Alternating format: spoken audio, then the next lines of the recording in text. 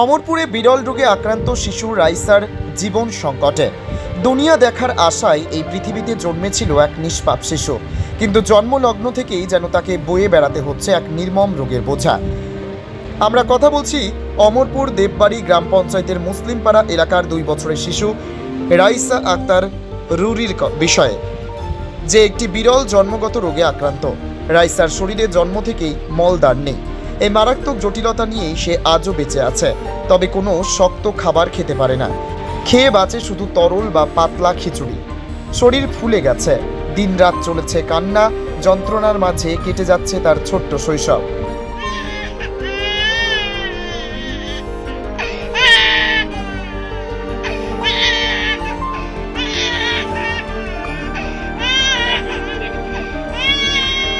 একমাত্র বিশেষজ্ঞ ডাক্তারের দ্বারা সার্জারির মাধ্যমেই এই রোগের চিকিৎসা সম্ভব, তাতে প্রচুর টাকার দরকার। দুঃখের বিষয়, রাইসার জন্ম অমরপুর সরকারি হাসপাতালে হলেও সেই সময় চিকিৎসকরা এমন গুরুতর শারীরিক সমস্যা চিহ্নিত করতে পারেননি। এখন বয়স যখন 2-এর কোঠায় পৌঁছেছে, তখন পরিবার বুঝতে পারছে মেয়েটির জীবন কতটা ঝুঁকিপূর্ণ। পিতা রুকান উদ্দিন একজন দিনমজুর। 6 সদস্যের পরিবারে অভাব নিত্যদিনের সঙ্গে। আর্থিক সংকটে মেয়েকে উন্নত চিকিৎসা করাতে পারছেন না তিনি এবং তার স্ত্রী পুষ্পভক্তি দেববর্মা। এই শিশু যেন চিকিৎসা পায়, তার জন্য প্রশাসন ও সমাজের শুভবুদ্ধি সম্পন্ন মানুষ এগিয়ে আসা এখন সময়ের দাবি। পরিশেষে এতটুকুই বলা যায়, রাইসার জীবনে আলো ফেরাতে আমরা সবাই যদি একসাথে দাঁড়াই, হয়তো এই নিষ্পাপ শিশুটির জীবন রক্ষা পেতে পারে। বাচ্চাটা সমস্যা আজকে সামনে মাসে 2 বছর পূর্ণ হইব। বাচ্চাটা যখন ডেলিভারি হয়েছিল তখন আমরা আসলে কইতাম পারি না, যে লেট্রিনের যে রাস্তাই নেই। তখন আমিও আসছিলাম হসপিটাল 3 দিন, ওই হসপিটালে ডেলিভারি করাইছি, বাড়িতে করাইছি না আমরা। তো 3 দিনের পরে ছুটি দিছে, বাড়িতে আইসি। বাড়িতে অনেক পরে 15 দিন গেছে, বাচ্চা শুধু কান্দে কান্দে, কিরে কান্দে আমরা কেউ কইতাম পারছি না। কিন্তু স্নান টান করতেছি। এরপরে একদিন 15 দিন বলতে 1 মাস হয়ে গেছে, তখন আমার শাশুড়ি স্নান করাইতে নিয়েছিল। স্নান করতে নিয়ে কিরে এইভাবে কান্দতেছে, দিন দিন ফ্যাটটা একটু বড় হইয়া যাইতেছিল। এরপর আমার শাশুড়ি এরপরে দেখতেছে, দেখে দেখে এর পুরা টোটালি লেট্রিনে কোনো রাস্তাই নেই। এরপরে যখন হয়েছিল তখন লেট্রিন আইতো, একটু আইতো ফচ্চাবের ইয়া দিয়ে আমি আর এত লক্ষ্য করছি না, কিন্তু কোনোদিন আর দেখছি না, তো অভিজ্ঞতা নয় আমার। বা নার্সেরাও বা কেউ কইছে টইছে না, তো ডেলিভারি রুম হয়েছে, ডাক্তাররা বা নার্সেরা তো অবশ্যই বাচ্চা হাতে লইছে, আমরাও লইছি, কিন্তু দেখছি না। এরপরে 1 মাস পরের থেকে এই লেট্রিন রাস্তা নেই, এবার কান্দাগাড়ি করে। এরপরে আমরা ওই আগরতলা নিছি, আগরতলা নেওয়ানো কইতাছে হইতো না। এরপরে শিলচরও নিছি, শিলচর নেওয়ানো কইতাছে, কিন্তু 10 কেজি ওয়েট ওজন হইতে লাগবো, তারপর অপারেশন করাইবো। তারপর 10 কেজি এখনো হইতে আসে না, কিন্তু দিন দিন খুব কষ্ট পাইতেছে। এখন খাওয়াইতেছেন কিটা? এখন শুধু খাওয়ার মধ্যে একটু খিচুড়ি খাওয়াইতে লাগে পাতলা, নাহলে হালকা 1-2টা ভাত খায়।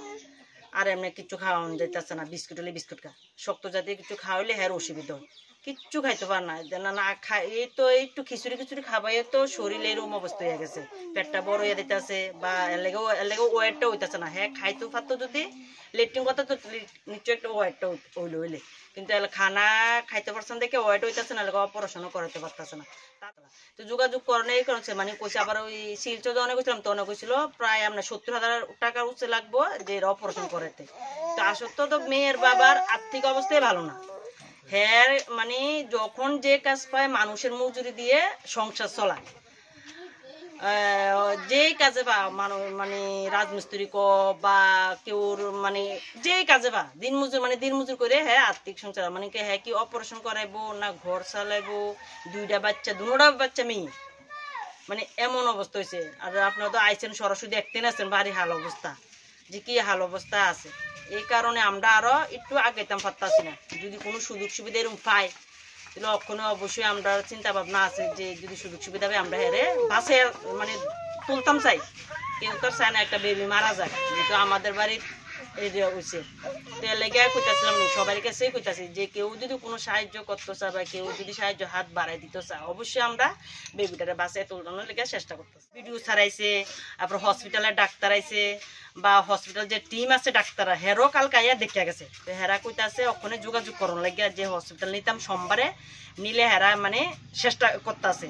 তারপরে অমরপুর ভিডিও ছাড়ে কইছে টাকা পয়সা যেমন আপনারা আগে যান, হসপিটাল যান।